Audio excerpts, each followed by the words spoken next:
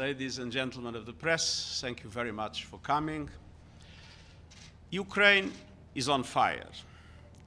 The country is being decimated before the eyes of the world. The impact on civilians is reaching terrifying proportions. Countless innocent people, including women and children, have been killed. After being hit by Russian forces, roads, airports, and schools lie in ruins. According to the World Health Organization, at least 24 health facilities have suffered attacks. Hundreds of thousands of people are without water or electricity. And with each passing hour, two things are increasingly clear. First, it keeps getting worse. Second, whatever the outcome, this war will have no winners, only losers. The United Nations and humanitarian partners are working to ensure safe passage from besieged areas and to provide aid where security permits. More than 600,000 people have received some form of aid. As millions of people in Ukraine face hunger and dwindling supplies of water and medicine, I'm announcing today that the United Nations will allocate a further $40 million from the Central Emergency Response Fund to ramp up vital assistance to reach the most vulnerable as we wait for the nations to come. This funding will help get critical supplies of food, water, medicines, and other life-saving aid into the country, as well as provide cash assistance to the needy. But the avenues in and out of encircled cities are more precarious by the day. And I underscore the crucial importance of respecting international humanitarian law. At least 1.9 million people are displaced inside the country, and growing numbers are escaping across borders. I'm deeply grateful for the solidarity of Ukraine's neighbors and other host countries who have taken in more than 2.8 million refugees in the past 2 weeks. The vast majority of those making the treacherous journey are women and children who are increasingly vulnerable. For predators and human traffickers, war is not a tragedy, it is an opportunity. And women and children are the targets. They need safety and support every step of the way. I will continue to highlight the desperate plight of the people of Ukraine as I am doing again today. Yet, there is another dimension of this conflict that gets obscured. This war goes far beyond Ukraine. It is also an assault on the world's most vulnerable people and countries. While war reigns over Ukraine, a sword of Damocles hangs over the global economy, especially in the developing world. Even before the conflict, developing countries were struggling to recover from the pandemic with record inflation, rising interest rates, and looming debt burdens. Their ability to respond has been erased by exponential increases in the cost of financing. Now, their breadbasket is being bombed.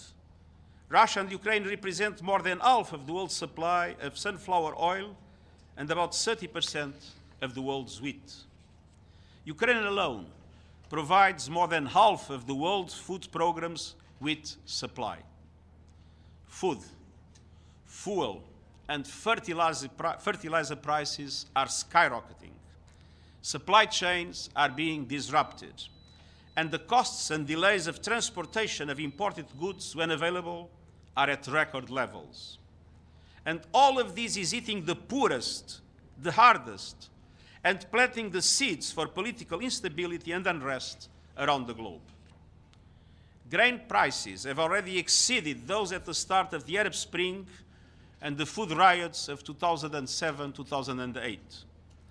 The FAO's Global Food Prices Index is at its highest level ever. 45 African and least developed countries import at least 1/3 of their wheat from Ukraine and Russia. 18 of those countries import at least 50%. This includes countries like Burkina Faso, Egypt, Democratic Republic of the Congo, Lebanon, Libya, Somalia, Sudan, and Yemen. We must do everything possible to avert a hurricane of hunger and the meltdown of the global food system. In addition, we are seeing clear evidence of this war draining resources and attention from other trouble spots in desperate need. I renew my appeal for countries to find creative ways to finance increased humanitarian and development recovery needs worldwide, and to give generously and to immediately release pledged funds. My plea to leaders is to resist the temptation of increasing military budget at the expense of official development assistance and climate action. In a word, developing countries are getting pummeled.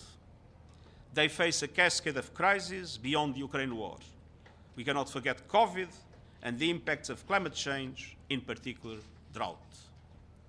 Against the backdrop of these immense interconnected challenges, I'm announcing today the establishing of a global crisis response group on food, energy and finance in the UN Secretariat. I've also asked the Deputy Secretary General to lead an interagency steering committee with partners to oversee these efforts. And in the coming days, we will be consulting with member states willing to champion the actions needed to carry forward the global emergency response that will be required for this looming crisis. Make no mistake, everyday people, especially women and children, will bear the brunt of this unfolding tragedy. The war also shows how the global addiction to fossil fuels is placing energy security, climate action, and the entire global economy at the mercy of geopolitics. Finally, further escalation of the war, whether by accident or design, threatens all of humanity. Raising the alert of Russian nuclear forces is a bone-chilling development. The prospect of nuclear conflict, once unthinkable, is now back within the realm of possibility. The security and safety of nuclear facilities must also be preserved. It's time to stop the horror unleashed on the people of Ukraine and get on the path of diplomacy and peace. I've been in close contact with a number of countries, including China, France, Germany, India, Israel, and Turkey, on mediation efforts to bring an end to this war. The appeals for peace must be heard. This tragedy must stop. It's never too late for diplomacy and dialogue. We need an immediate cessation of hostilities and serious negotiations based on the principles of the UN Charter and international law. We need peace. Peace for the people of Ukraine. Peace for the world. We need peace now. Thank you. Okay, we have time for a couple of questions. All right, first question, Margaret Boucher. Thank you, Secretary General. Do you support Ukraine's calls for a no-fly zone?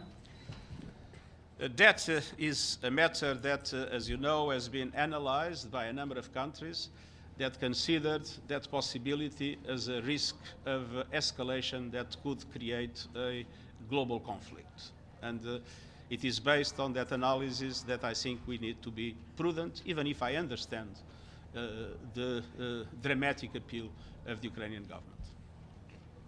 Alan Bulkati. Thank you very much, Mr. Secretary General. Donetsk authorities reported today that Ukrainian side hit the heart of the city of Donetsk by missile .U, and the warhead of this missile was filled by the cluster munitions. I was following the Security Council, but I haven't heard anything about this. Is the UN aware of this incident? I've seen the news about this incident, and I have to say that our position is very clear. Any attack on civilians or civilian infrastructure is regrettable if accidental and condemnable if done on purpose. But let's be clear, the overwhelming majority of civilian casualties and the overwhelming majority of civilian infrastructure destructed was done in the context of the war by the Russian forces. One more. Thank you, Secretary General. It's Pamela Falk from CBS News. You talk about mediation, but the talks have adjourned for the day. Is there anything you have done or will do, and have you reached out to Russia's President Putin? Thank you. Yes, we are doing our best.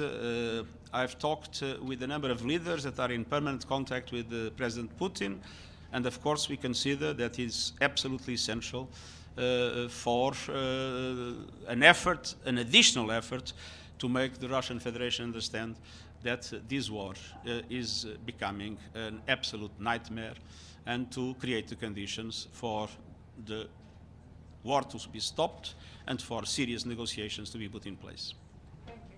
Thanks Thank you very much. Thanks very much, everyone.